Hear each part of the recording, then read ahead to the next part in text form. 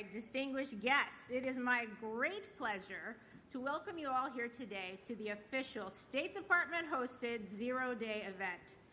The status of women is the status of democracy.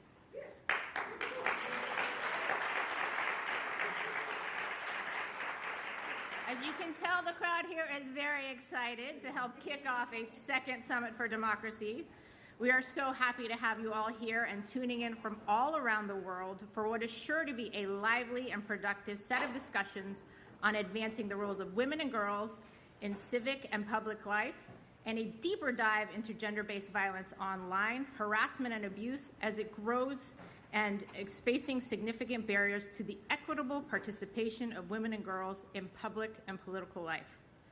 We have two of our most senior government leaders here with us today, including Assistant to the President and Director of the White House Gender Policy Council, Jen Klein, as well as the U.S. Secretary of State Antony Blinken, along with an amazing set of two panels and commentaries on which we will have 1 year out from when the summit began on our commitments to bolster women's rights and gender equality as the foundation of strong democracies. So, without further ado, I'm delighted to introduce my dear friend and close colleague, Jennifer Klein, Assistant to the President and Director of the White House Gender Policy Council.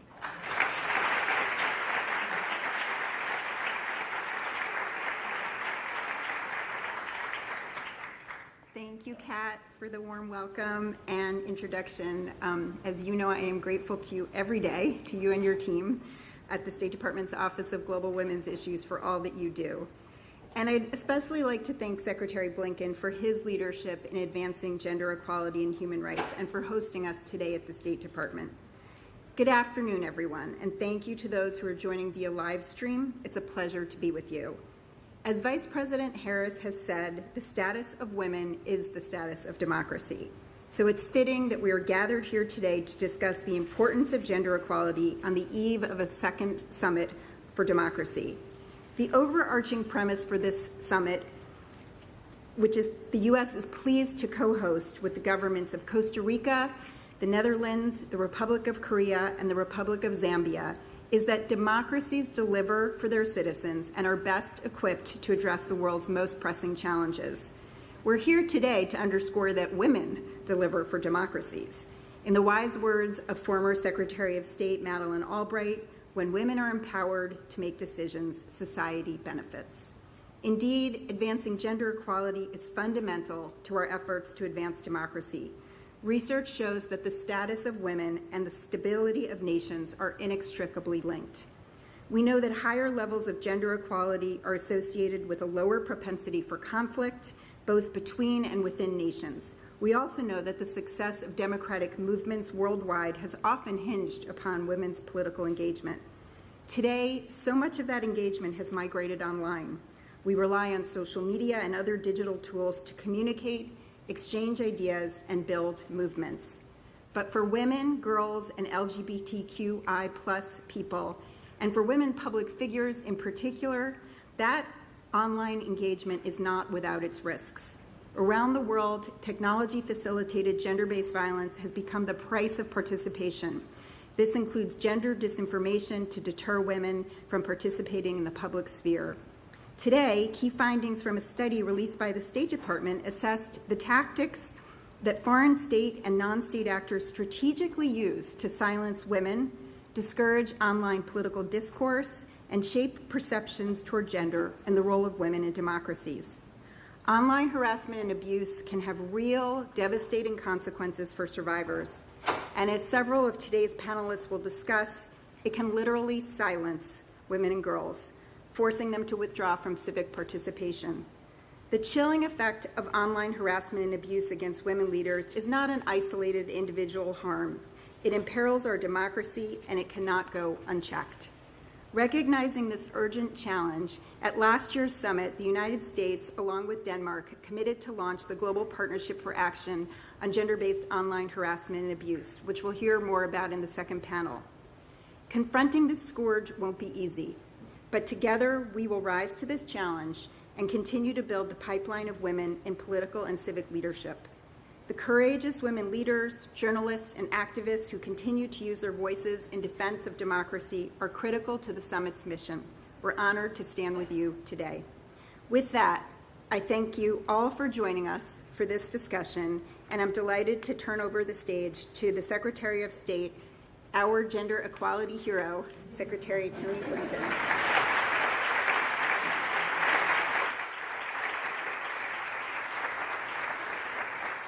Well, good afternoon, everyone, and welcome to the State Department. And welcome to the second Summit for Democracy. Jen, to you for your remarkable leadership at the White House Gender Policy Council, to Kat for yours here at the State Department on global women's issues. We could not have a better team, a more dynamic duo leading our efforts, and I'm grateful to each of you every day. Thank you. So we're joined in person and virtually by government leaders from around the world, as well as partners from across the United States government, multilateral organizations, civil society. Thank you. Thank you for all the work that you're doing every single day to advance women's equality and thereby advance democracy. These two things are inexorably linked, as you've already heard. The President has long believed that democracies are strengthened by the active participation of all citizens, particularly women and girls. And since day one, he's made advancing women's and girls' civic and political engagement a top priority of this administration. And that's why we're kicking off this session as one of the summit's first events, because the status of women is indeed the status of democracy. We all know in this room, and everyone who's listening in, the rights of women in many parts of the world are under threat and under attack. Repressive governments are passing targeted laws to restrict women's fundamental freedoms, including the right to free speech and assembly. Extremist actors are disproportionately targeting women and girls, especially those from historically marginalized identities, like LGBTQIA people, women from racial, ethnic, and religious communities. But it's not just in autocracies that women are being denied their full and equal rights. In far too many parts of the world, women and girls still do not have equal opportunities to study and work. Women journalists, advocates, politicians, and others are subject to persistent online harassment and abuse. Women who are victims of violence often do not have equal access to justice. Women are subject to discrimination that often puts them at a disadvantage, whether through double standards they face in the workplace, in access to reproductive rights, or in nationality laws, which can result in barriers to accessing education, health care, and property for themselves and for their families. But in the face of these forces, women and girls are leading the charge for their rights and for human rights and democracy around the world. And they're demonstrating the importance of having women at the decision-making table. In Afghanistan, in the face of the Taliban's daily efforts to erase them from daily life, women are still protesting. They're still finding ways to document human rights abuses. They are still fighting for a brighter future for their country. In Iran, courageous women are marching in the streets, under great threat to themselves, to call for women, life, and freedom. The United States stands in solidarity with these women and all who are working for women's full, free, and equal participation around the world. Through our diplomacy, we're committed to supporting them and advancing gender equality worldwide.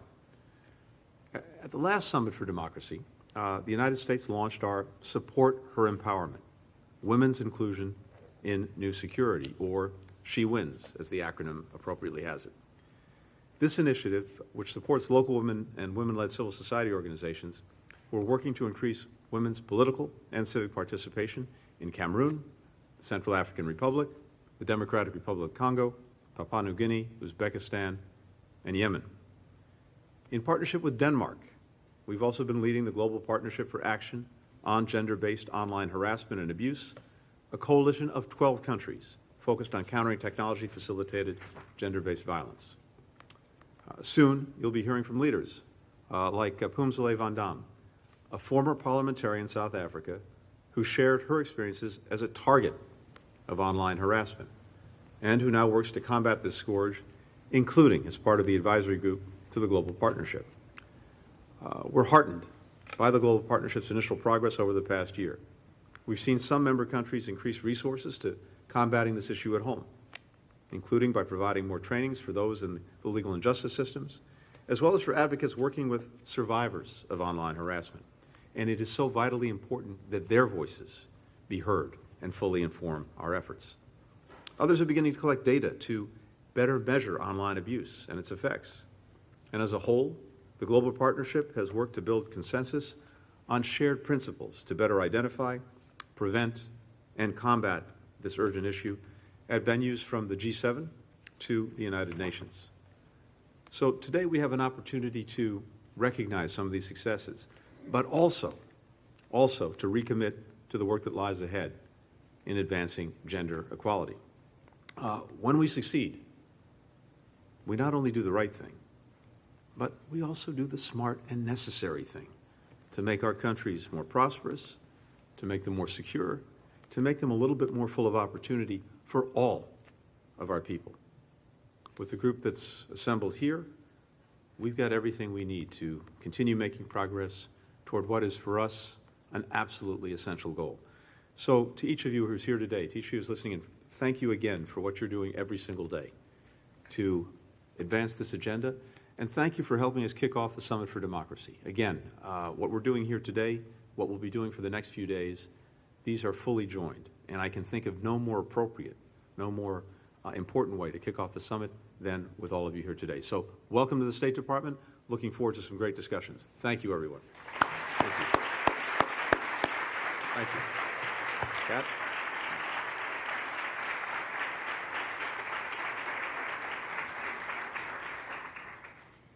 All right, thank you, Mr. Secretary, for that call to action, for your ongoing leadership, for being a really cool boss, and your advocacy for women and girls around the world, and to Director Klein for your lifelong advocacy and just your daily dedication. We really, really appreciate it. I will now turn your attention to the screen for a few words from our Summit for Democracy partners from Belgium and Slovenia. Please welcome from Slovenia, President Natasha Pierce-Musar, and from Belgium, Foreign Minister Aja Labib.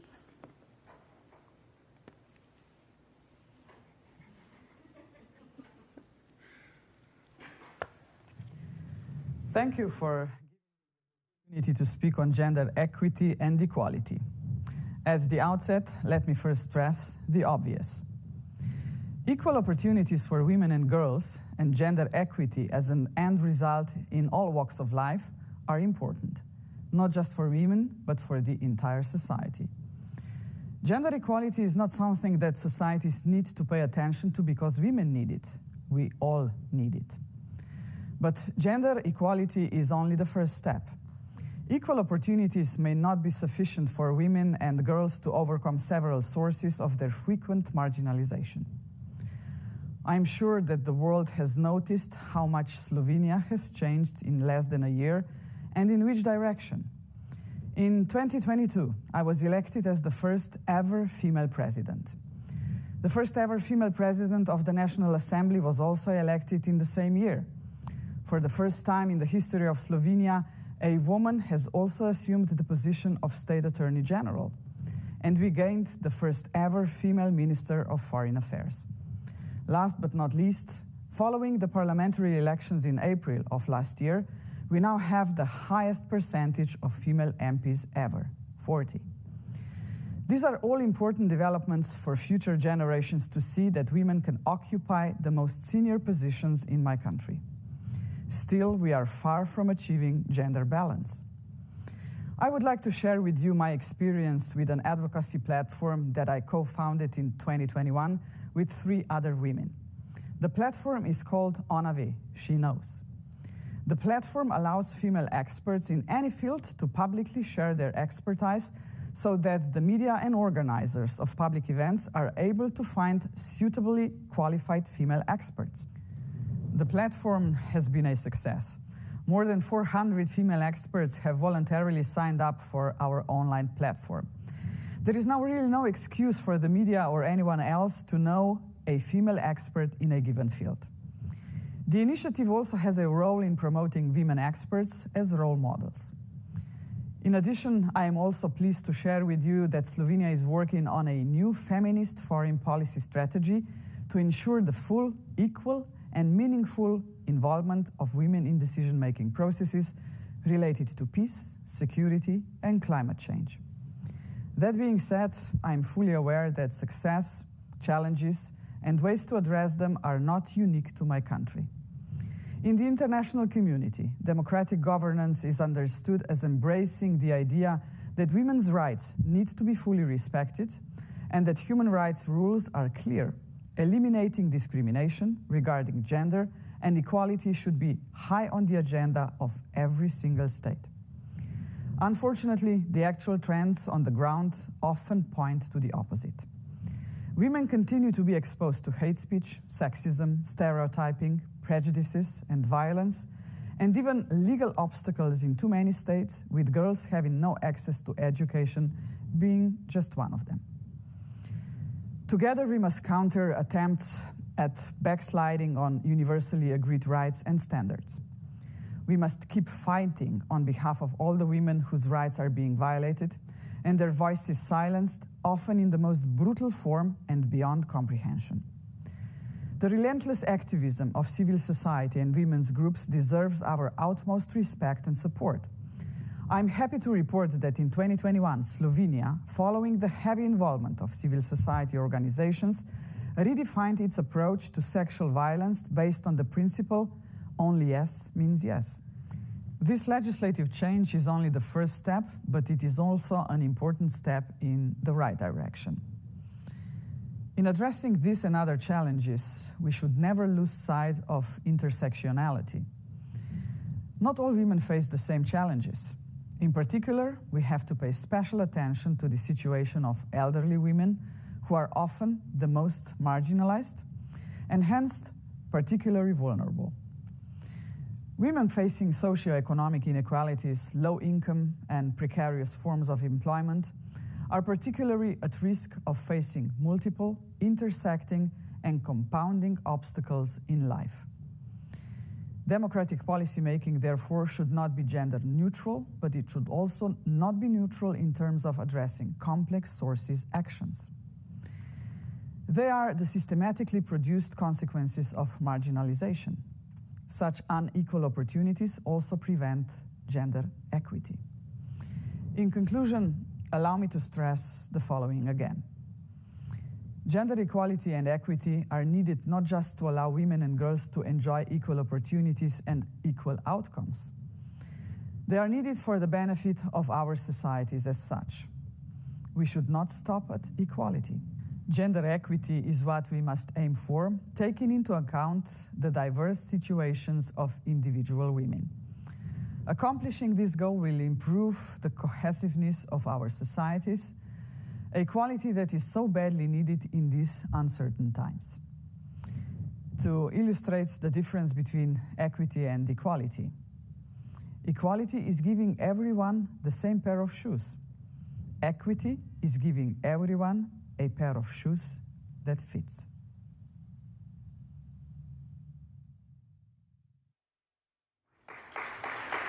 Today, women represent only 1 in 4 members of parliament. And if we look at women ministers or heads of government, the situation is even worse. Many individual women have overcome barriers and are actively participating in political decision-making, but equality is still far from being achieved. Dear participants, when discussing women's equal participation in politics, it is difficult to ignore the patterns of misogyny, intimidation, and violence that women leaders face today. Around the world, women politicians are subject to sexist hate speech and misinformation, very often online. They do not only have a detrimental effect on their human rights to political participation, but they also pose a challenge to democracy itself. By targeting intimidating and silencing women, technology-facilitated gender-based violence has a particularly harmful effect on women's freedom of expression. It causes them to self-censor and to withdraw from public spaces, both online and offline. It is also sending the message that women in general have no place in politics. Earlier this month, I hosted in Brussels a high-level event on this important topic to identify the sometimes persisting, sometimes new obstacles impeding the political participation of women. Let us be honest. Tackling online violence and intimidation against women and girls is a clear and realistic goal. But it requires more political will and dedication. Let us step up our action to achieve this goal and realize women's equal participation in political decision-making. Because we can't take decisions that impact a community, a country, or even the whole world without taking on board half of humanity. Thank you.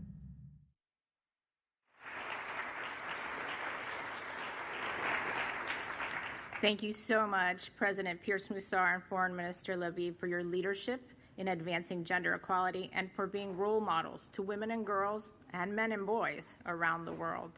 I would also like to take a personal note. I feel the spirit of Judy Heumann, one of my personal heroes that recently passed on March 4th here. And I would like to ask the interpreter to teach us how to say women, life, freedom in sign language. Women, life, freedom. All right. Thank you. Thank you all. That's for you, Judy.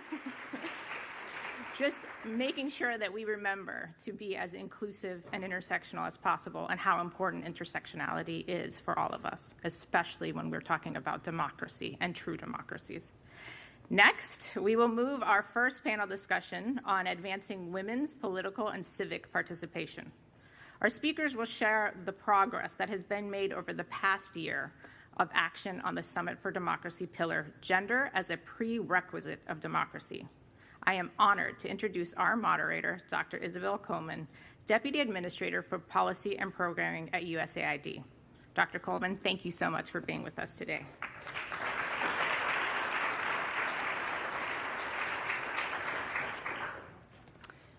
Thank you so much, and good afternoon and welcome to everyone. This has been a terrific event so far, and I'm really pleased to be able to introduce and moderate this panel on advancing women's political and civic participation. But first, I'd like to acknowledge that just yesterday, USAID launched our Gender Equality and Women's Empowerment Policy, which elevates 4 strategic objectives across all of our operations and programming. First, to reduce gender disparities. Second, to mitigate the harmful effects of gender-based violence. Third, to increase women and girls' agency to fully exercise their rights. And fourth, to advance structural changes that address the root causes of gender inequality.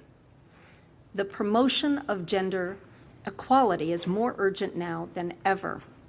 Progress empowering women and girls has stalled as countries face compounding shocks from the COVID-19 pandemic, from climate change and conflict.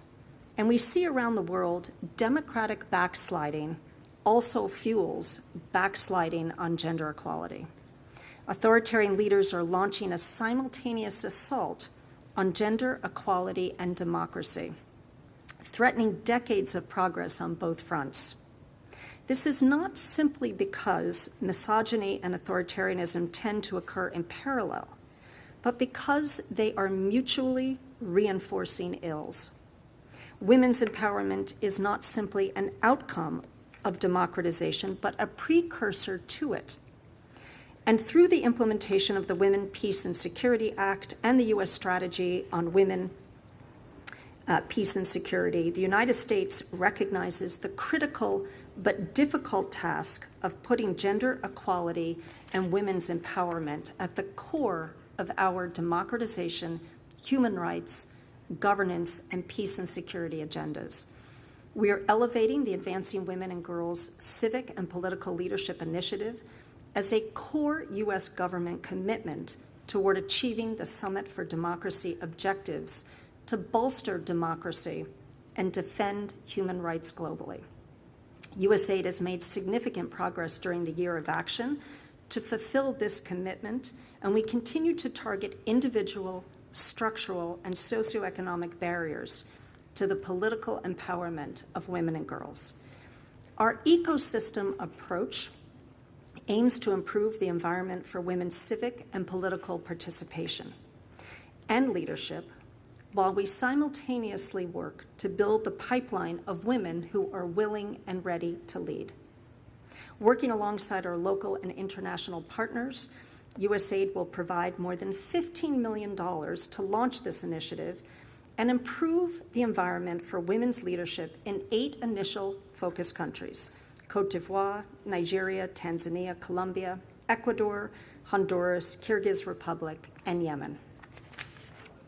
We know, however, that the barriers to women's leadership are much larger than one donor can achieve alone, so we are seeking to leverage the efforts of other key partners as well. To this end, USAID has brought together a network for gender-inclusive democracy to provide strategic direction and a platform to coordinate these programmatic and diplomatic efforts. We are so pleased to be joined in the network by a diverse group of partners committed to improving coordination, knowledge management, and advocacy to advance gender-inclusive democracy and women's political participation and leadership. The breadth and depth of experience of these partners will enable us to leverage critical relationships, resources, and data necessary for gender-transforming outcomes.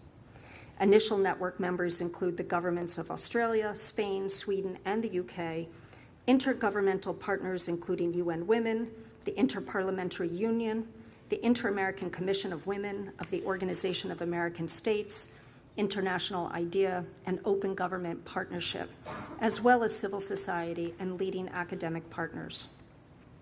In addition, and in recognition of the growing tendency of anti-democratic actors to repress and silence their opponents through the misuse of technology, USAID is also launching the Transform Digital Spaces to Reflect Feminine Democratic Principles program, or Transform for short.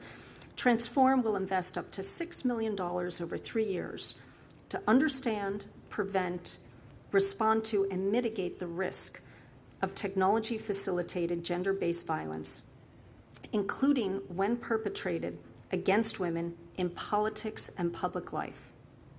Through Transform, we will contribute to the important work of the Global Partnership for Action on Gender-Based Online Harassment and Abuse.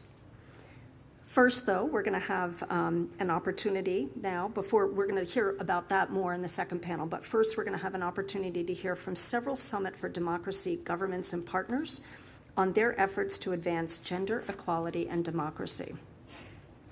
So I'm pleased to be joined on this panel by Her Excellency Sofia Kaltor, Sweden's Ambassador for Gender Equality, Her Excellency Ms. Alejandra Mora Mora, Executive Secretary of the Organization of American States, Inter-American Commission of Women.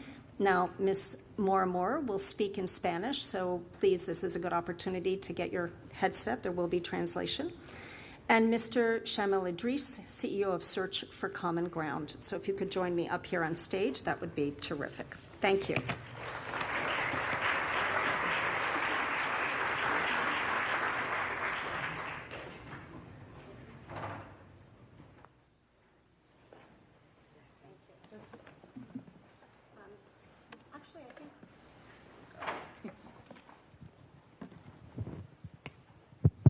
Okay. Can everyone hear me?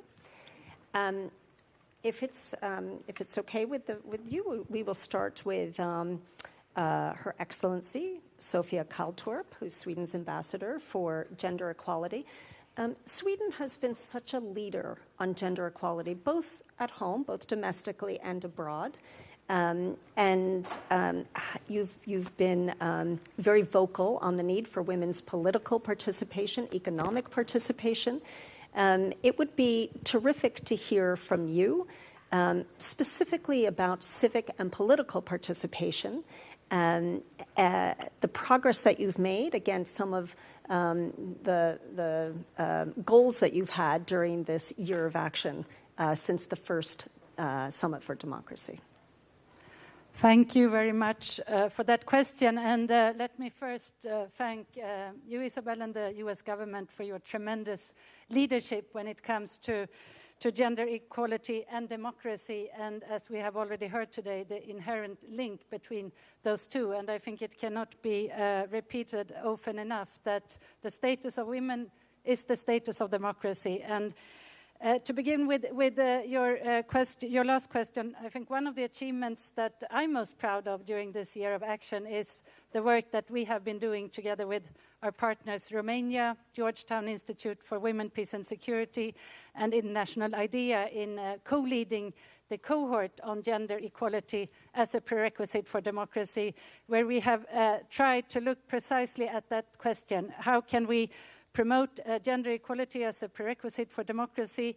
And what we have been doing is to identify the tools, and we have come up with a set of recommendations on how to galvanize the discussion, but I think more importantly, really look at how to create concrete action on the ground in order to make sure that women and girls enjoy their full human rights and conversely contribute to solid democracies. As empowering women and safeguarding democracy go hand in hand, really to find the practical tools on how to do this on the ground is what we've been doing in this cohort during this year of action, and I'm very proud of that. But I would also like to highlight, as you know, and as you mentioned, Sweden, we have a long tradition of promoting gender equality, both at home and in our international relations. And one issue that we are looking particularly at right now is the issue of economic empowerment. And at the onset, one might not think that economic empowerment is a key to civic and political participation. But what we have come to realize is that economic empowerment is actually a prerequisite for democratic inclusion and for strengthening our democratic systems through greater women participation. So see how through economic empowerment we can promote civic and political participation in our action around the world together with partners is something that we look forward to continue, and it's been also focused during this year of action. Thank you. Thank you. And I'm so glad you are focused on economic empowerment, because I do think it's a prerequisite for many different forms of empowerment and inclusion. Alejandra, I will turn to you now. The OAS has been a real champion of women's empowerment throughout the Western Hemisphere. And it would be terrific to hear from you what we can learn from the Inter-American Commission on Women, the regional efforts to advance women's empowerment, particularly political participation, civic participation. What lessons learned from the work that you've been leading in the Western Hemisphere? What lessons can we take away from that that we could apply to other parts of the world too?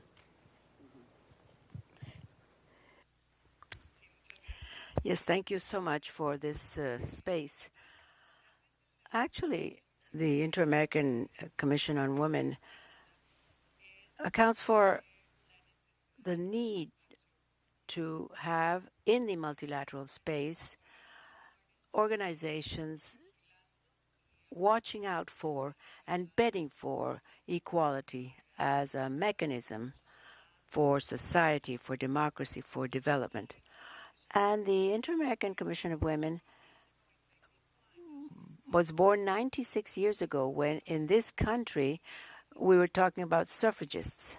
And it's these suffragists, these women who were at the time talking about as well of Pan-Americanism and how to articulate a political or regional body and bring to this body the inheritance of equality. And from there, the Inter-American Commission has worked with the topics of political issues and has had significant experiences which I'd like to share with you at this time. The first is to begin to put a last name to democracy, the last name of parity democracy. We've always talked about this. And for us, a parity democracy is not only a number issue, which is very important, and which is not just an affirmative action. It is a question of justice, of distributive justice. If we are half of the population, then we should be represented at that same level.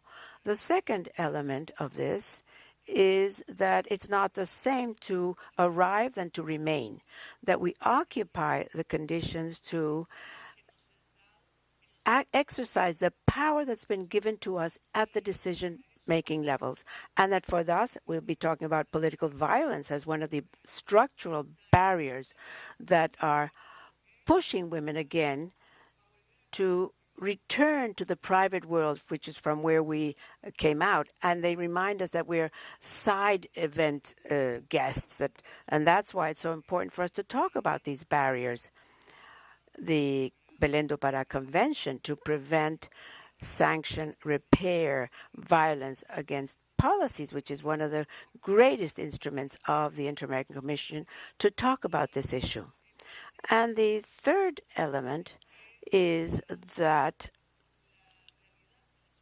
women's reality, those of us who are at the decision-making levels, must recognize that we have inherited the work of women who've worked here in the past, that we have inherited these actions, and that our planning and our programs must follow the agenda of those women who have worked in this.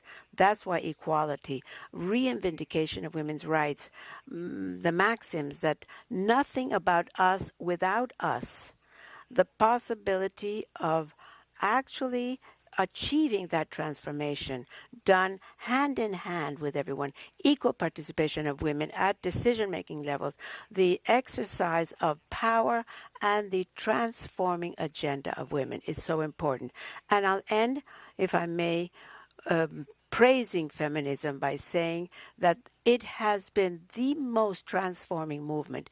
If we study what movements have changed the world, feminism, the voice of placing the women's needs and the understanding of the differential impact and the reivindication and the penetration into all spaces is done with violence, it's done with education, it's done with development.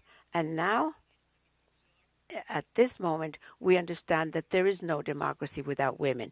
These are all parts of the vision of the Inter-American Commission of Women and the need for us to work in partnership with multilateralism, national issues, local issues, and any civil society organization that place the women's voice as an important voice, which is part of democracy.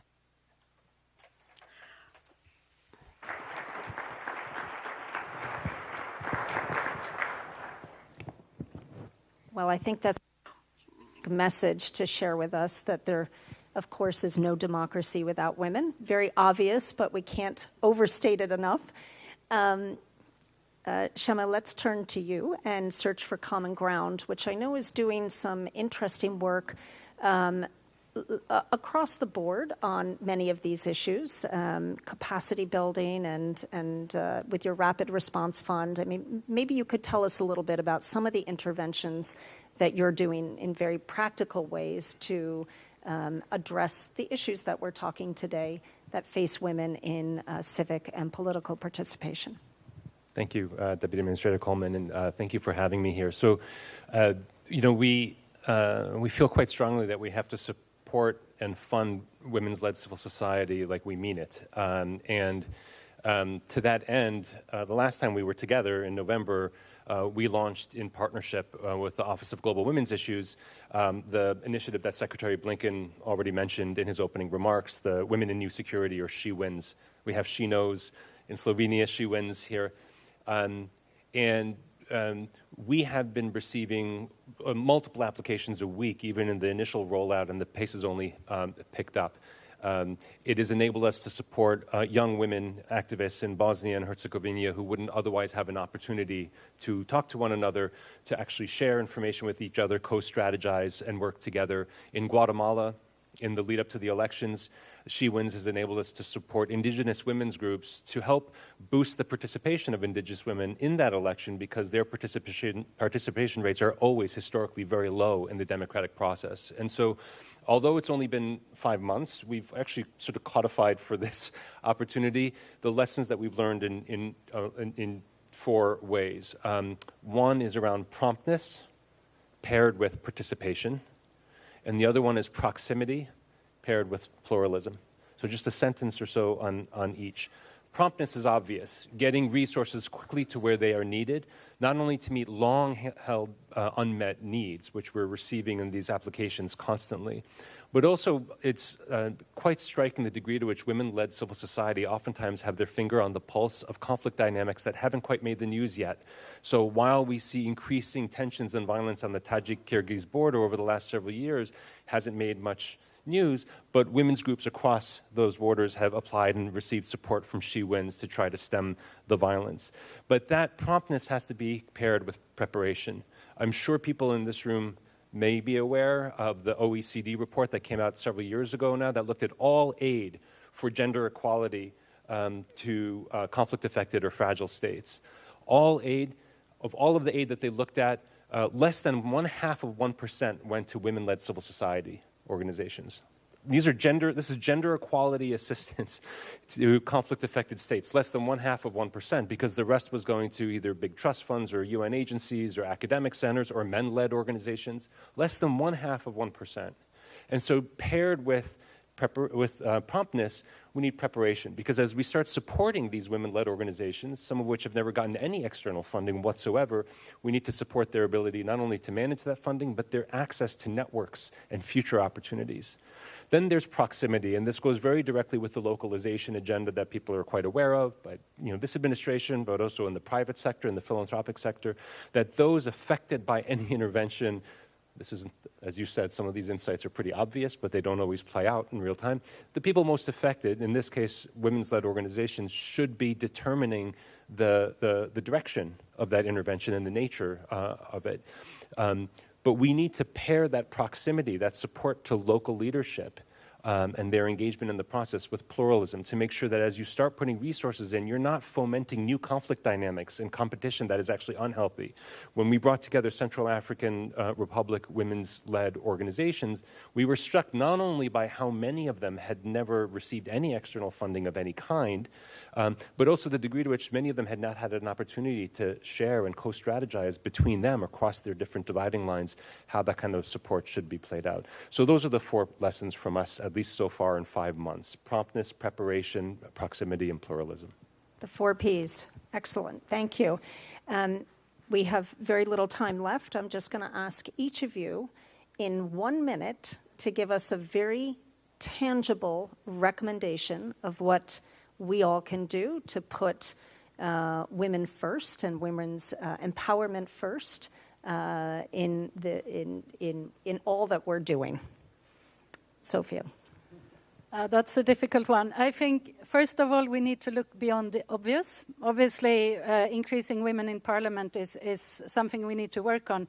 But equally, we need to address the structural issues. And I mentioned already economic empowerment, access to childcare, possibility to work are equally important for women's political and civic participation.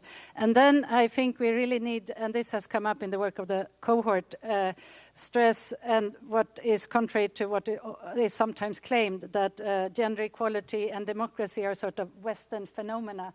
The gender equality and democracy are sort of inherent, it's fundamental questions of freedom. And the best way to protect freedom is, of course, through democracy. So looking at the issue of democracy and gender equality as universal values that we need to defend in Afghanistan, in Ukraine, but also in our own societies. And just to mention one thing, because having listened to Search for Common Ground, we work together in Yemen as a very practical example on how we can pursue this agenda in practice. So continue that work that you and we are doing together would be my last comment. Thank you. Alejandra, 1 minute on putting women front and center for democratic resilience. Well, to understand that it is the win-win decision. Without us, decisions made are incomplete, are missing that millenarian years of women in the world, in the private world, in the fact that we have generated a series of skills that have to do with negotiations, with empathy, with care, and do, as we're doing right now, carrying the mainstreaming of society, which wants to go from abandonment to a position of care, who wants to place in the center of our reflections persons, people, and not things. So it's a win-win decision, and it also has to do with the possibility of changing the narrative of leadership. As long as leadership continues to be what it is believed to be, which is the exercise of power traditionally in the hands of men, without including in that narrative the specificity of women's leadership, the emotion, the differentiated skills that women have, so that we bring to the table a different element which makes democracy to be including all the diversities, and that it can be comprehensive and not incomplete without us. Any paradigm shift will start with a lot of talk, and which, if it never translates into anything else, it becomes lip service. I think that the fact that She Wins is administered in the flexible way that it is. It's not the biggest project that we manage, but it's certainly one of the most powerful because of the flexibility. And the lesson that I would take out of it, to answer your question specifically, is if we want equitable partnerships with the women-led organizations that we're working with, we need to ensure that they're involved in setting the priorities, in determining how the activities are designed and run, in deciding how resources are going to flow, and designing how success will be measured and assessed. This is allowing us to do that. More efforts, whether from the government of Sweden, that's been a pioneer, or others that enable those things to happen, will be the top lesson for me. Thank you. This has been terrific. Thank you to our panelists. I take away putting local-led women organizations at the front, democracy as a universal human value with women very much at the center of that, and changing the narrative on power, basically. I think these are all great lessons for us, and please join me in thanking our panelists. Thank you. Thank you.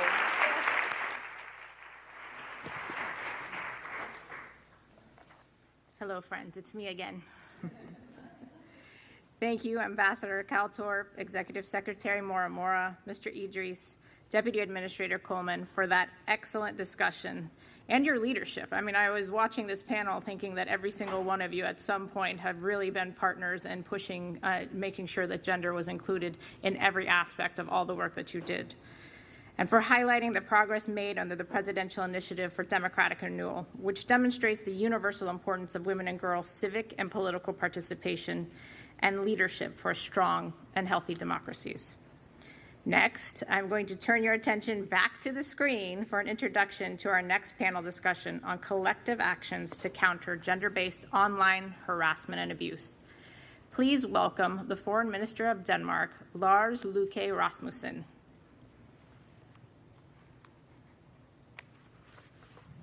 Distinguished guests, colleagues and partners, it is an honor to join you today.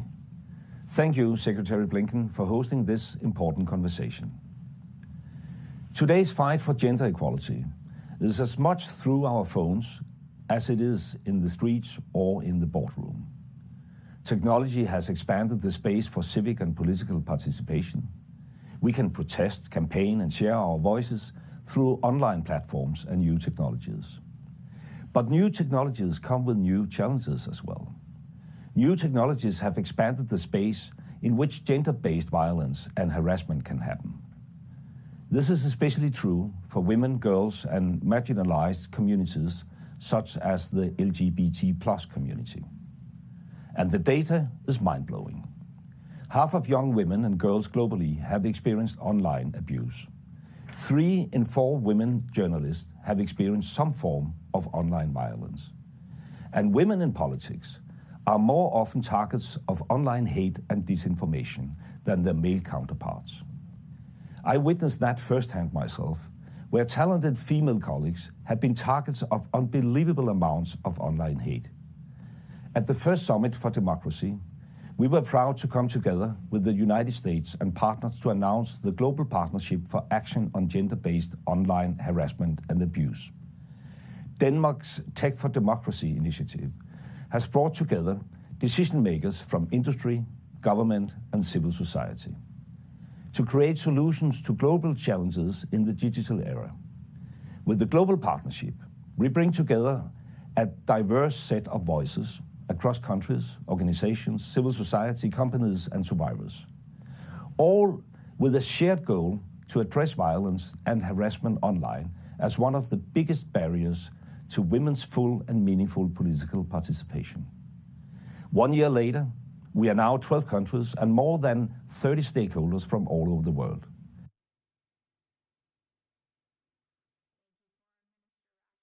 We are grateful for our close relationship with Denmark, especially on the Global Partnership for Action on Gender-Based Violence, Online Harassment, and Abuse. That might be the only thing we have never put into an acronym, so we might want to work on that. Since the announcement of the Global Partnership at the first Summit for Democracy and its launch at the Commission on the Status of Women in 2022, the Global Partnership has doubled in size and convened a multi-stakeholder advisory group.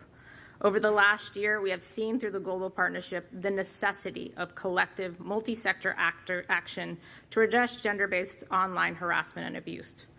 For our next panel, we are pleased to feature some experts and leaders from the Global Partnership's advisory group, our important partners in civil society, who will discuss their efforts to address one of the biggest barriers to women's civic and political participation, online harassment and abuse. Please help me welcome our moderator, Sandra Pepra, who is also one of my personal heroes, and the Director of Gender, Women, and Democracy at the National Democratic Institute. Sandra and her team have been instrumental in the launch and subsequent efforts of the Global Partnership. Sandra, please join us. Thank you.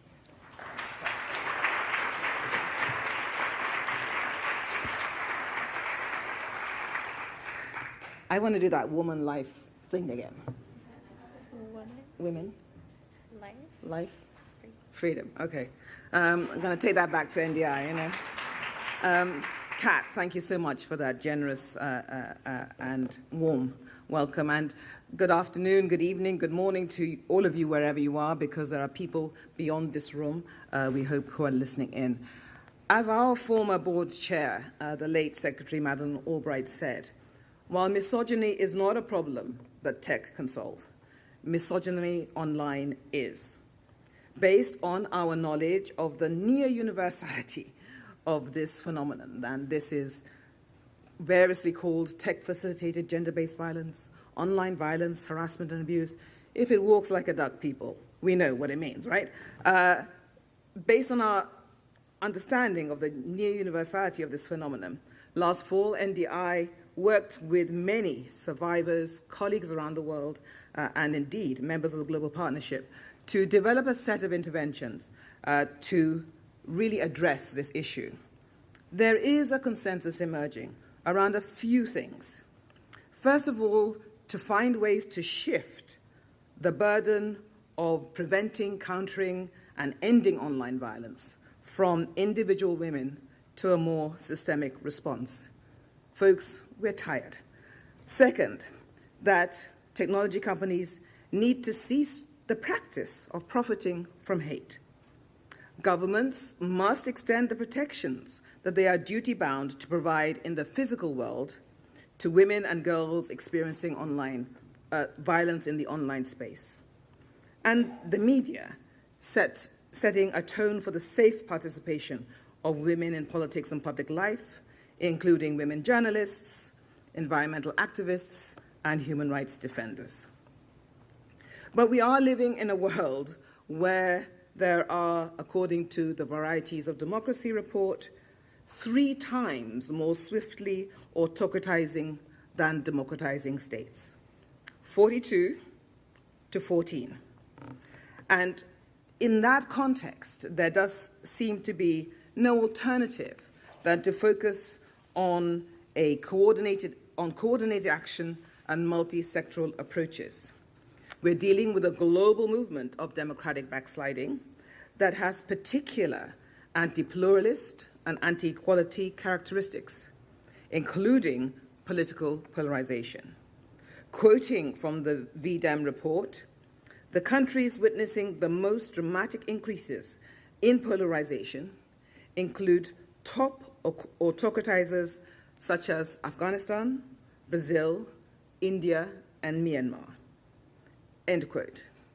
Which is a shame because, the politically led assaults on gender equality, women's empowerment, and minority rights, all kinds of minority rights, in each of those countries over the last few years has been of a visceral nature.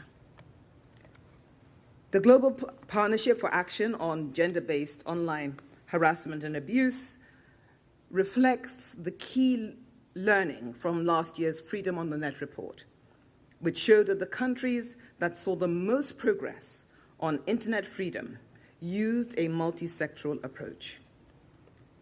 Throughout the year of action, the Global Partnership has also worked very closely with the Summit for Democracy's gender cohort, as you heard from the last panel, with 2 key recommendations being presented for the consideration of the partnerships in this week's summit discussions. One recommendation was on the adoption of legal standards. I'll ask our panelists about that later. The other recommendation is for greater collaboration with social media companies and increasing coordination between the platforms and law enforcement entities, particularly for response and holding perpetrators accountable. But let's hear from our panelists, who are leaders in their fields, and all working to promote democracy through the advancements of human rights, inclusion, and pluralism, including by addressing online harassment and abuse. It is my privilege to ask you to welcome Special Representative for Racial Equity and Justice, Desiree Cormier-Smith from the U.S. State Department, and 2 members of the Global Partnerships Advisory Group, from Zile Van Dam, a former member of Parliament in South Africa and an electoral disinformation expert, and Christina Wilford, a co-founder of Sheep Assisted, an organization that leverages the voices of women leaders globally and ensures they are part of crucial conversations on the digital platform reform. Thank you.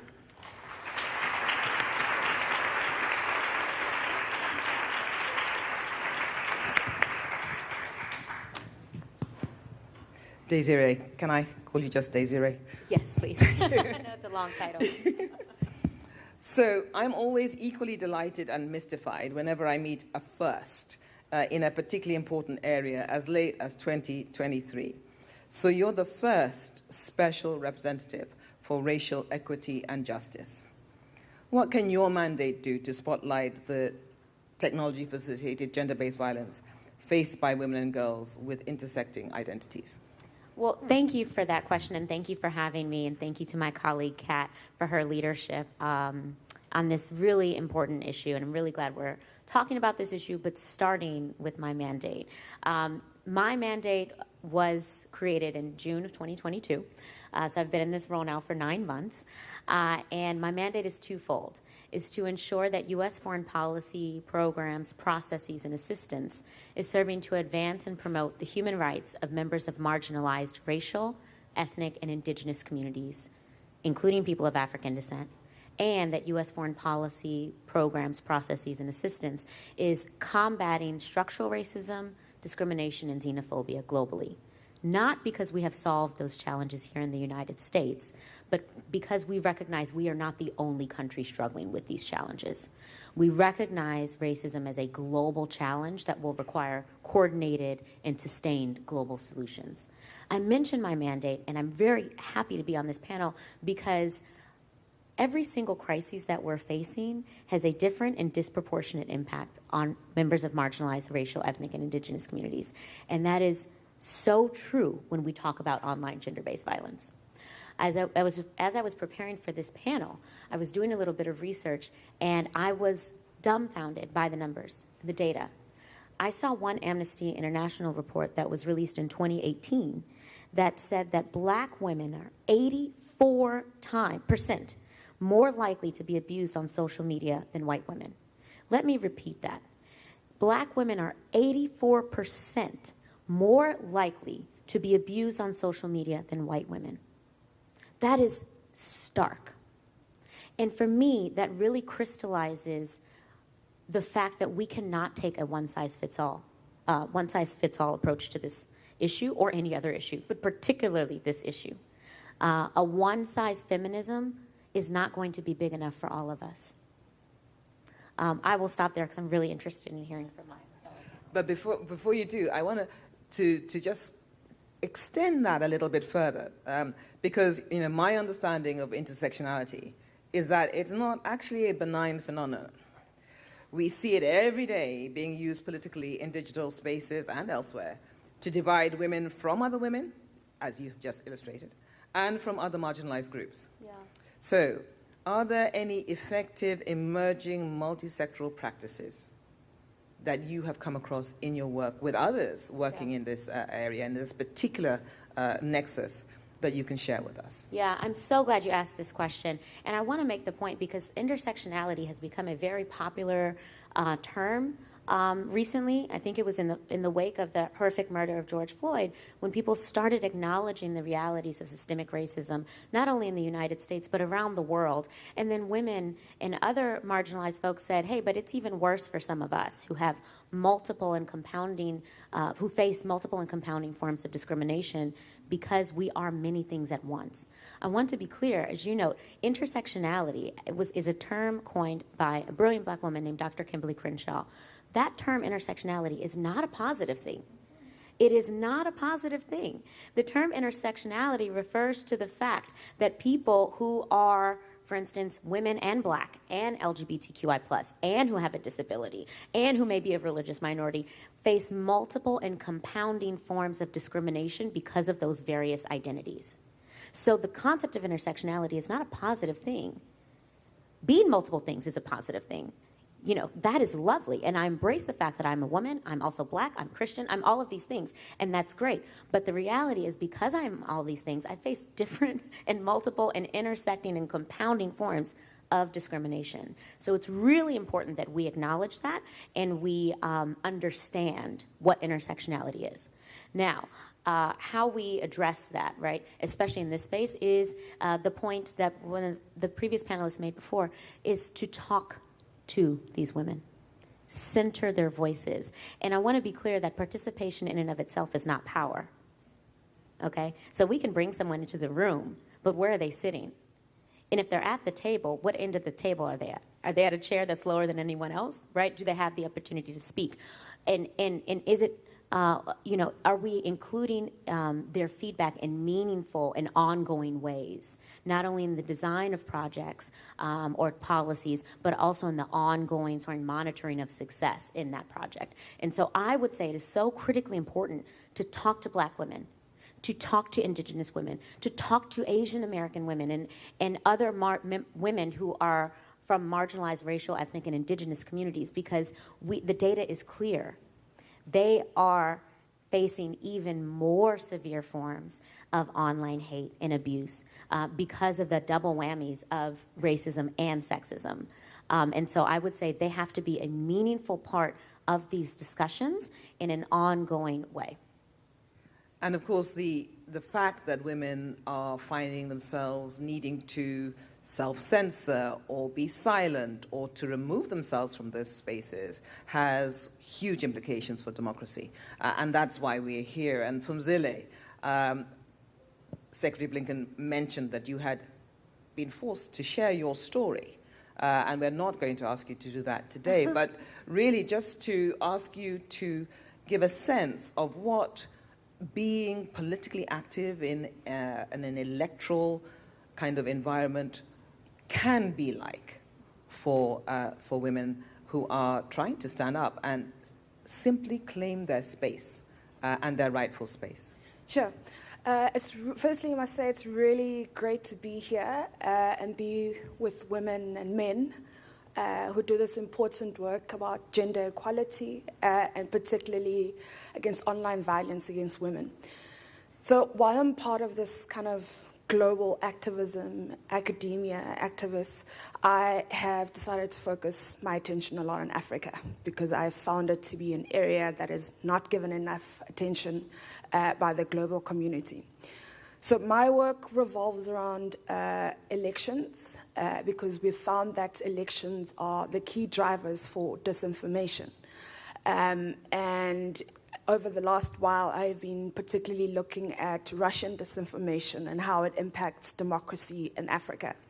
So from South Africa, where it's more kind of a ideological warfare, where South Africa is a useful arena for the BRICS summit, where in defiance of other countries in the world, Putin will be invited, unlikely to come, but anyway, or it's a useful arena to have a show of might with naval drills with South Africa, Russia, and China.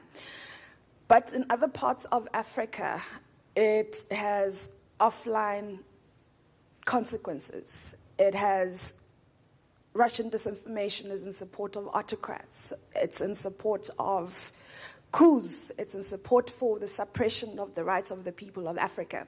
And in situations like that, who will always be at the bottom? It will always be a rural woman. And this means that it's intersectional, right? So being at the bottom means you don't have access to jobs, healthcare, you're unlikely to be online, you have less space to participate meaningfully in the online space. And how it affects women leaders who perhaps have had the privilege to be able to stand for office is that they often decide just, I won't be online. There's no point in me being online. And that means that they don't have use to a critical platform for campaigning. You need to be online. So the solution is an intersectional whole of society solution. So it is gender equality, making sure that women have access to the resources that they need to make successful lives for themselves. It is tackling disinformation. And part of that solution is looking what the platforms are doing.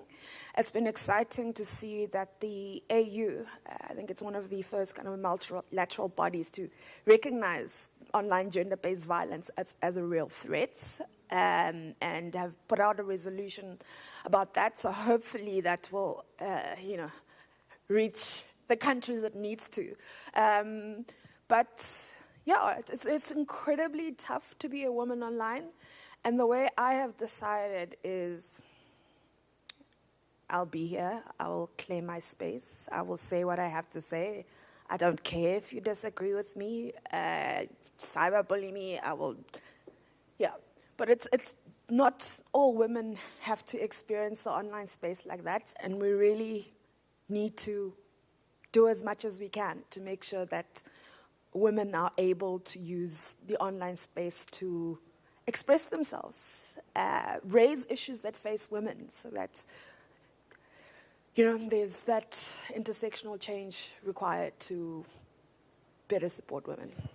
Thanks very much, Fumze. I mean, our colleagues at CITE, the Center for International Private Enterprise, have also got a take on this. I mean, what they see is that women entrepreneurs, women in the private sector, are also being faced with an inability to be, if you like, fully present and fully engaged and fully advantaged by being in the online space. So to your point, there are a wide circle of empowerment issues to be addressed through this issue, but obviously for us, that starting point about political leadership, political engagement, political mobilization is key.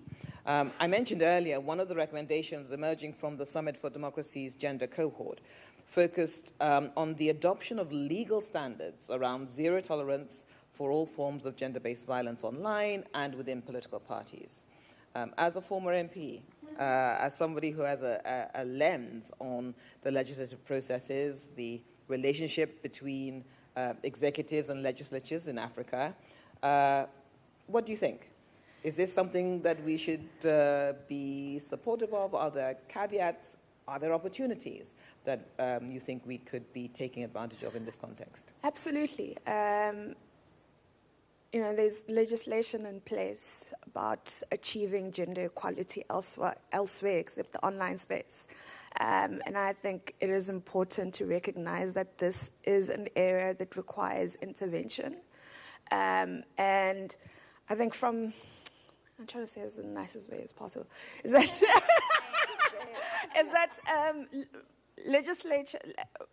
lawmakers don't necessarily always understand the online space. They don't understand why it is important. What is said online matters, and you need to have policies in place. You need to understand how those platforms work.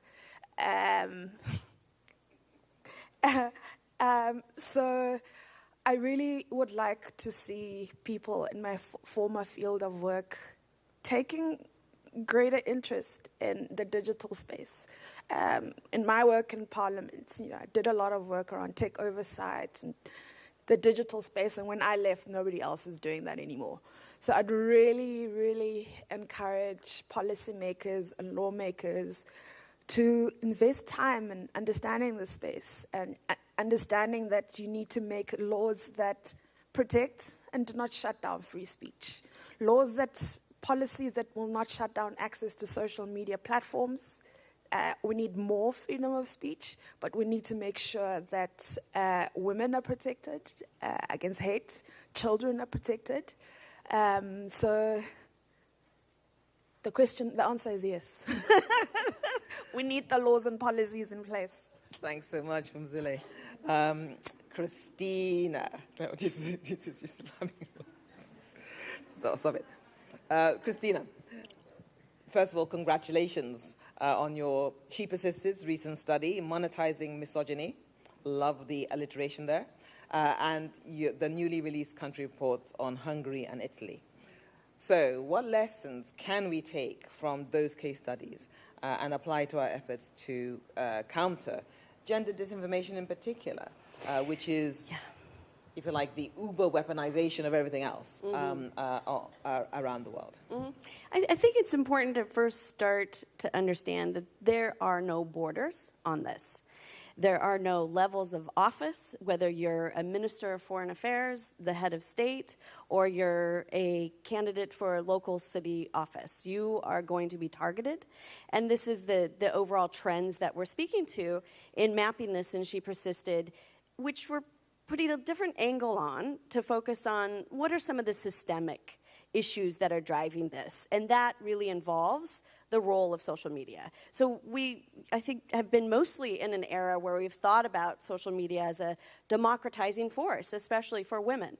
And what we've seen is that this is no longer a mirror being held up to society reflecting its existing misogyny and sexism. It is a behavioral modification machine. And so when we're mapping these trends and we're looking at, what is new here, it really is the role and choices of big tech itself. Nobel Peace Prize winning journalist Maria Ressa talks about this on the behavioral modification side and the choices of the platforms. Algorithms aren't just set by robots, right? There's humans behind this. And those are the editorial choices that the platforms are making. So when we look at in Italy, when we look at Hungary, when we now also mapping Tunisia, Yemen in the context of war, Ukraine in the context of war, Brazil and we can see two major trends. One is that it's not just the attacking women, although that's a big part of it, to achieve illiberal goals, but it's also transforming gender equality as an idea and distorting it. So everything I heard on panel 1 will be undermined in the matter of, I think, years because of this massive engine that is trying to distort our political discourse on whether it's a feminist foreign policy or some of the other important issues that we spoke to. I just returned from Kenya on Sunday and speaking to what we've discussed here, a young candidate who ran from Mombasa. She's Muslim, she's young, she is disabled, and she was the target of a massive disinformation campaign using faked videos, pornographic videos of her, supposedly of her image, also fetishizing her disability. So these are all of sort of the things that we see in these women who are targeted. And to ask her to have resilience towards this is cruel. What we need is to expand our idea of resiliency to the way that we approach the role of technology, even in our framing. We're calling this, many different things as the field is evolving, which is important. Technology facilitated online gender-based violence, gender disinformation, GBVO. I mean, whatever we call it, what we need to do is center the systemic choices of social media companies in what they are doing to, in fact, monetize this. So that was a conscious title that we made in the report to say that this is monetizing misogyny because it's profitable. These choices are ultimately profitable. And so if we step back, and I think this is important for today, and really marking a moment in time where we see this as a national security threat. I don't like to use the term strongmen political leaders because they're weak men, let's be real. But that's an important part of how we think about their goals, whether it's an Orban or it's in Erdogan, in Turkey, the way that even the Istanbul Convention, which is a treaty to protect against violence, that was distorted to say that this is an issue of LGBTQ rights, which are important, but it's a different set of issues. That distortion is undermining all the progress that we've made. And they're using really this chauvinistic nationalism, is what I would describe it as, to get there. So I just want to end on one last point because it's always present given my work in Ukraine, was doing some mapping really recently. And we don't think about an issue like the invasion of Ukraine, war in Ukraine, as one that has a gender dimension. But if we think about the days before the election, or before the invasion, you had an analogy made by Putin about speaking of taking Ukraine, which is essentially a rape metaphor.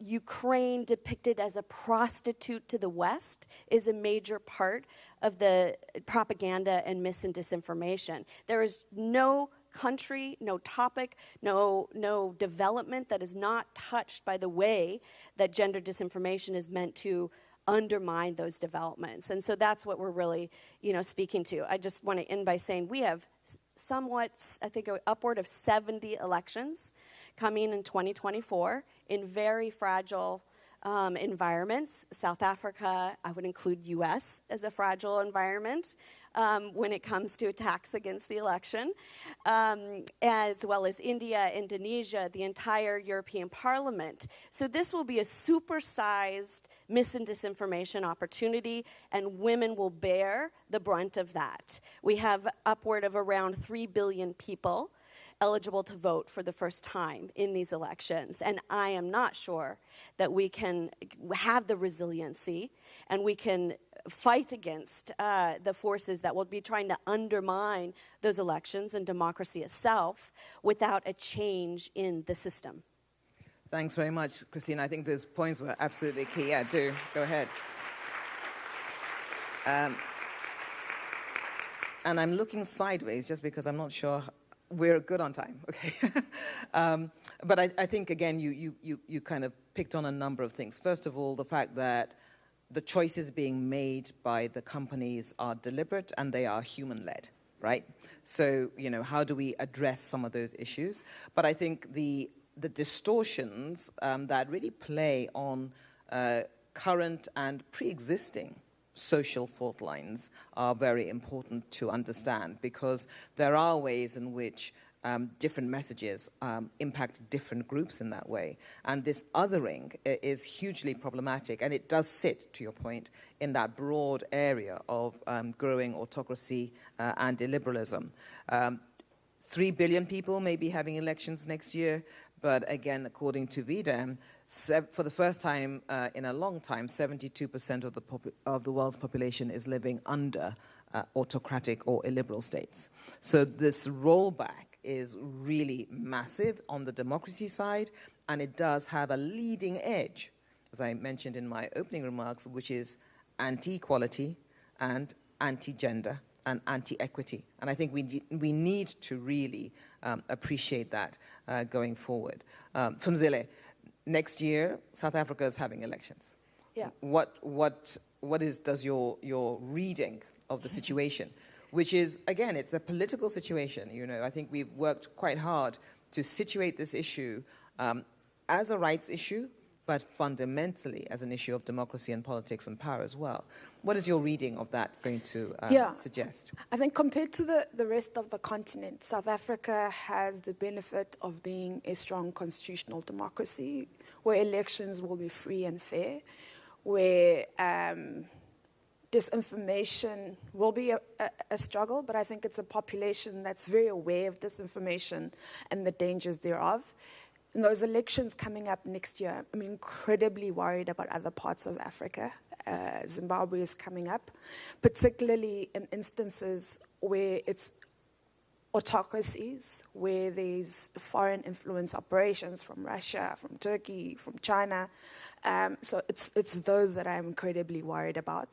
South Africa is, of course, going to be something that's on my agenda, but my anxiety and my fear is for the rest of the continent. And I really would like to encourage that those of us that do this work, I know Christina does a lot of work around the world and in Africa, that there's more interest paid in what's happening in the continent.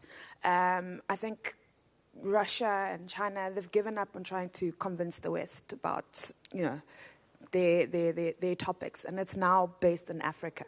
So looking at kind of the disinformation operations where the majority of the accounts are, those accounts are based in Africa, in Kenya and South Africa and other parts of the continent. So South Africa, cautiously optimistic. Rest of Africa, incredibly frightened, but rolling up my sleeves. And I'd like to invite everyone to join me and the work Christina does and a lot of other organizations. We're small, but we're mighty and we're deeply passionate and would love more support from the global community. Well done. I mean,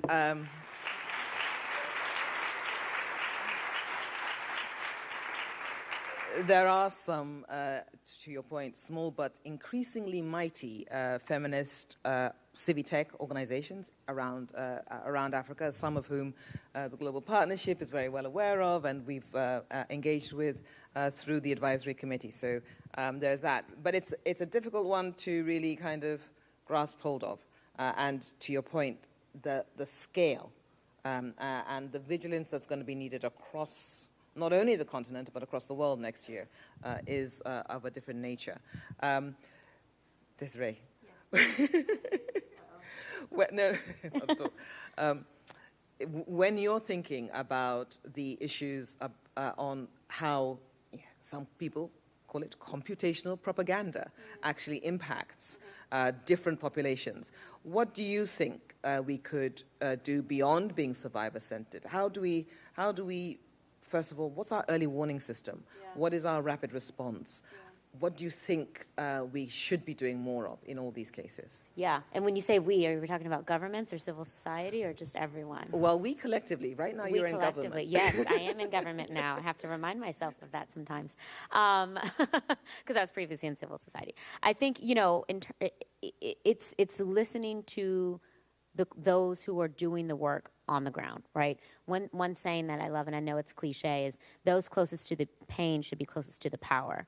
But I think it's really important when we're talking about issues as critical as online information, as online abuse, particularly in the run-up of so many elections, and the elections that can determine the fate of a country, of a region, and in some cases in geopolitics much more broadly. You know, one thing I join a collection of other ambassadors and special envoys who focus on other marginalized populations. So I joined Kat Vodovac, who leads the Secretary's Office of Global Women's Issues. I joined Special Envoy Jessica Stern to advance the human rights of LGBTQI+ persons. Sarah Mankaras, the Special Advisor for International Disability Rights.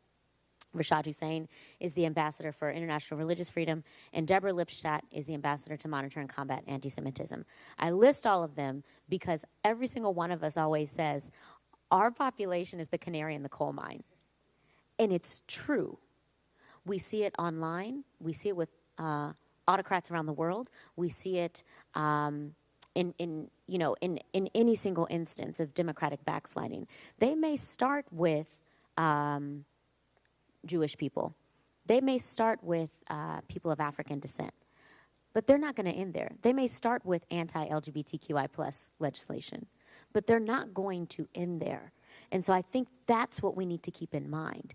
Now, the U.S. State Department has all of these ambassadors and envoys focused on marginalized populations because we believe that when human rights of every single person, regardless of their identity, when their rights are protected, everyone else is better off.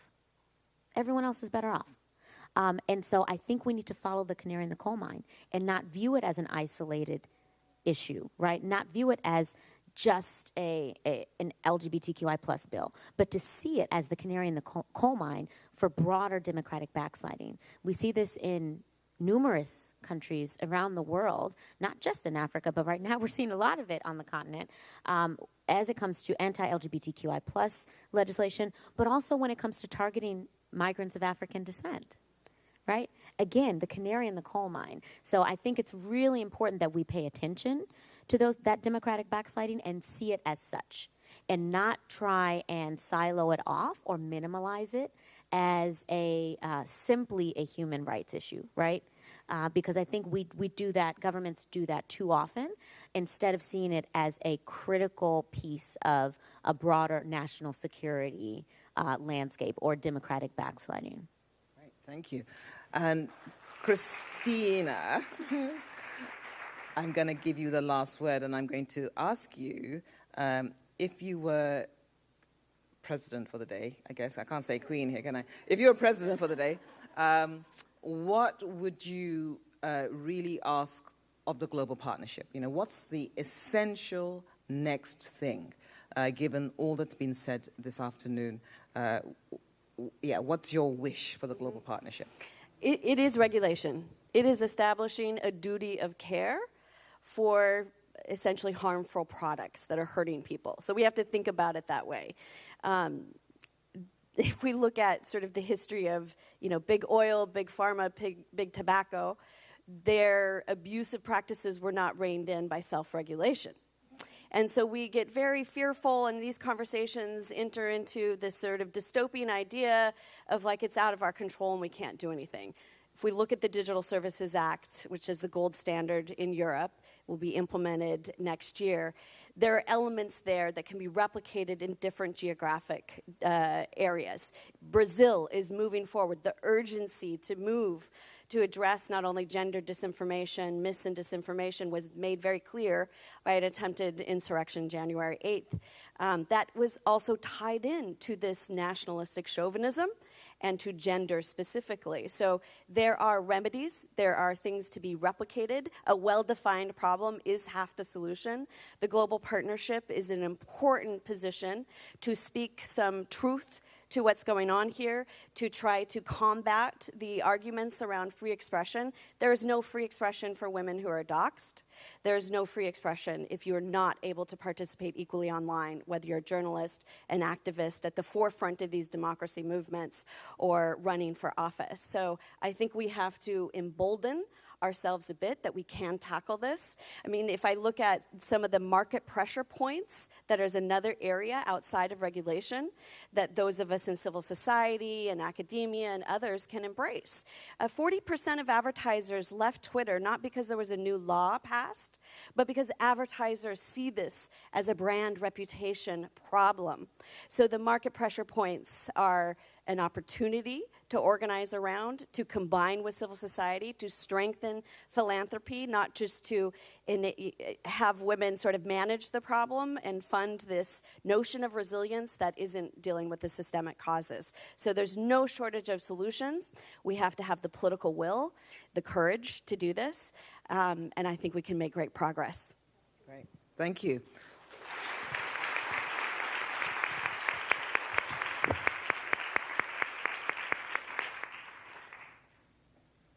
Well, I am fired up after that panel.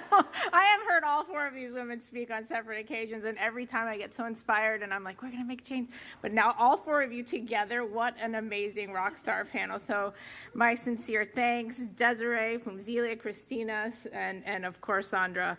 Your work to prevent and respond to gender-based violence online, harassment, and abuse to advance the rights of women and girls in all of their diversity truly has been unparalleled, and you have really set the baseline for operating in so many countries and really changed lives. So my sincere thanks to this entire panel. You know, I want to give another round of applause to everyone that's gathered in this room. I'm seeing so many friends that I haven't seen for a long time, so many activists, so many civil society organizations, and of course government officials. You know, it's been just an honor to be able to work with everyone to contribute to such an action-oriented discussion and making sure that the Summit for Democracy really is creating an effective change. I want to again thank our incredible speakers, our moderators, Isabel, Sandra, Jen Klein, Secretary Blinken. Thank you all for uplifting women and girls in all their diversity and all of your work. So I'm very happy to say that we are concluding today's event with a call to action. I'm looking at everyone online, everyone in this audience. You know, I used to belong to an online women's group that advocated for political action, and we would get attacked on a regular basis. And I must say, we used to have this call saying, tag me in, because people would go after each other. And so making sure that you all know to collectively, this is a multi-sectoral approach. We all need to tag each other in. So again, I am just overly thrilled with this entire event and filled with hope and enthusiasm. Today's exchanges and discussions have provided us with a springboard into further action and a roadmap for what action actually looks like. I'm confident that we leave this room today with a renewal and commitment to advancing women and girls' civic and political participation as foundational to strengthening democracy and expanding our efforts to address technology-facilitated gender-based violence as a barrier to gender equality. We all know the road ahead is by no means easy. The safety and ability of women and girls in all their diversity to exercise their rights on and offline is increasingly under attack from a long list of threats, including gender-based discrimination and violence, silencing and forcing them to withdraw from civic spaces. However, I'm encouraged by the successes of our panelists and others who have achieved to advance women's participation, which the U.S. government and our partners are reinforcing through our policy and programs, such as the National Strategy on Gender Equity and Equality, the U.S. Strategy on Women, Peace, and Security, our updated U.S. Strategy to prevent and respond to gender-based violence globally, and our recently launched U.S. Strategy on Women's Global Economic Security. And through our programs, our office support, such as She Persists and She Wins. I am proud of the impressive strides we have made in just 1 year through the global partnership to improve the response to technology-facilitated gender-based violence, and particularly pressing and challenging barriers to women's political participation, and to promote effective prevention strategies. I want to thank our global partnership countries and advisors for their hard work and dedication. We forge ahead with these efforts. I draw strength and inspiration and continue to look across the countless example of women and girls across the globe who continue to fight back day in and day out. The women who refuse to be silenced in the face of harassment and threats, who demand that their voices be heard, such as in my home country of birth, Iran. I am an Iranian American, and again, I stand for their voices as well. I had the honor of spending a lot of time over the past 2 weeks with our 2023 International Women of Courage Award recipients, who are truly a galvanizing force. And we had our International Women of Courage Award ceremony at the White House this year. Humble brag. Hearing their stories of strength, leadership, and persistence in the face of adversity, seeing their drive and enthusiasm and compassion and true courage, simply being in their presence is both humbling and reinvigorating. During our conversations today, the experiences of one of our 2023 awardees in particular, Polish humanitarian journalist Bianca Zaleska, has been really on the forefront of my mind. In the face of intimidation, death threats, and physical attacks, including shootings, while delivering humanitarian aid, Bianca has selflessly documented Russian aggression in Ukraine since 2014. Since the invasion, she has continued her work documenting war crimes, lifting up stories of refugees, crowdsourcing essential resources, and training other journalists to effectively counter misinformation. And she is one of the kindest people I have ever met. She persists in the face of disinformation campaigns and threats, serious threats from Russian-backed internet trolls personally aimed at her and her family, and the risks of violence and injury during her frequent work inside Ukraine. In the face of ever-present threats, Bianca remains unintimidated and continues to welcome refugees from Ukraine, bringing to light Russian atrocities, report truthfully and responsibly from the front lines, and personally deliver aid inside Ukraine. Through our work at the Secretary's Office of Global Women's Issues, I'm proud to continue standing with Bianca and all other women across the globe who we continue to chip away at barriers to women's meaningful participation in civic spaces and to advance gender equality across the globe.